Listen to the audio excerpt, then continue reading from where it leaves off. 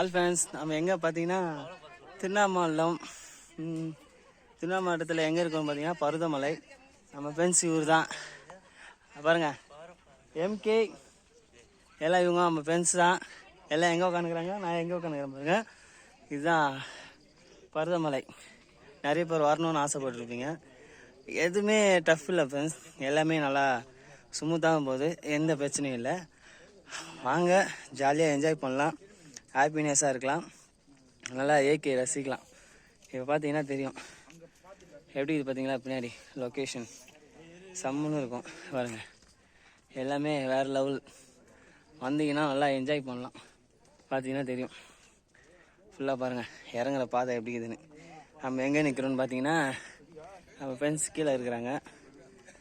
MK, சரணு, Kumaresan 3 பேரும் நம்ம friends தாங்க. பார்த்தீங்கன்னா ஜாலியாக என்ஜாய் பண்ணு. லொக்கேஷன்லாம் பார்த்துக்கோங்க.